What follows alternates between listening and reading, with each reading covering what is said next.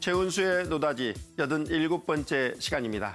이 봄이 되면 이사하는 분들 참 많은데요. 이번 시간에는 월세나 전세 사는 세입자가 꼭 알아야 할 필수 체크사항을 알아보겠습니다. 먼저 세입자라면 계약 전에 등기부 등본을 꼭 확인하셔야 합니다. 등기부 등본은 집주인의 동의가 없어도 집 주소만 알고 있다면 대법원 인터넷 등기소 홈페이지에서 뗄 수가 있는데요. 열람할 경우에는 700원, 발급받을 때는 건당 1,000원을 내기만 하면 됩니다.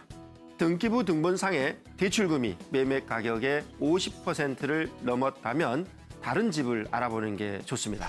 집주인에게 대출금이 있을 경우 돈을 갚지 못하면 저당이 잡혀서 경매로 집이 넘어가기 때문이죠. 두 번째로 전입신고 후 바로 확정일자를 받아야 합니다. 그래야 전셋집이 경매로 넘어가더라도 우선순위로 전세금을 돌려받을 수 있기 때문입니다. 꼭 이사하는 날 바로 주민센터를 방문하십시오. 공휴일이나 주말이라면 집주인에게 양해를 구한 뒤 미리 평일에 전입신고를 해두는 것이 더욱 안전합니다. 또 확정일자는 공증사무소나 법원 등기과를 방문하면 전입신고 전이라도 받을 수 있지만 전입신고까지 해야 우선순위 효력이 생긴다는 점 꼭 아셨으면 좋겠습니다. 이사를 가야 하는 세입자라면 장기수선 충당금을 꼭 기억하십시오. 장기수선 충당금은 아파트나 공동주택이 망가지거나 낡은 곳을 정비해야 될 때 사용하는 돈입니다. 원칙적으로는 집주인이 내야 하지만 관리비에 포함되어 있기 때문에 대부분 세입자가 내고 있는데요. 이사할 때 관리비 납부 명세서를 집주인에게 청구하면 이 돈을 돌려받을 수가 있습니다. 또 집주인에게 이사 계획을 미리 알려야 하는 것 다들 아시죠? 늦어도 계약 만료 한 달 전까지 통보해야 됩니다. 미리 말하지 않으면 자동으로 계약이 연장된다는 점 아셨으면 좋겠고요. 계약이 연장되더라도 언제든지 이사 통보를 할 수 있지만 통보 후 3개월이 지나야 계약 해지가 가능하다는 점 기억하셨으면 좋겠습니다.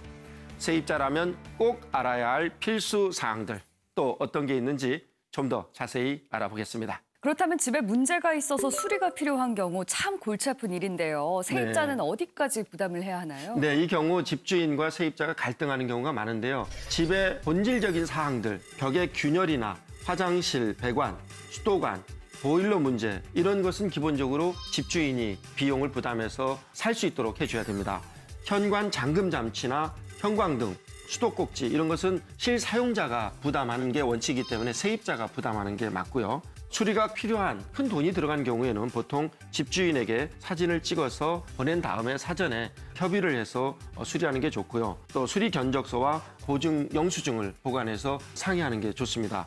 만약 수리비와 관련해서 분쟁이 생기는 경우 전월세 지원센터가 있습니다. 이곳에 전화를 해서 상담을 받으면 조율을 받을 수가 있습니다. 네, 요즘 전셋값이 쭉쭉 빠지다 보니까 이사 가기 전에 전세금 못 돌려받는 건 아닌가 이렇게 걱정하는 분들 많으실 텐데요. 네, 깡통 전세 걱정하는 분들 많죠. 네, 전세금을 안전하게 또 보호할 수 있는 방법이 있다면서요? 네, 있습니다. 이 전세금 보장보험이라는 제도가 있는데요. 이 전세금 보장보험에 가입하면 전세 계약이 끝났는데도 집주인이 전세금을 돌려주지 않을 경우 보증기관에서 전세보증금을 돌려주는 그런 제도입니다. 주택도시보증공사와 한국주택금융공사를 통해서 자신에게 맞는 보험을 선택하면 됩니다. 각 보험의 조건이나 최대 보증 금액은 다르기 때문에 실제 공인중개사나 은행에서 상담을 하면 되고요. 또 보증 한도는 원하는 액수만큼 정할 수가 있습니다. 네, 오늘도 좋은 말씀 잘 들었습니다. 고맙습니다. 네, 감사합니다.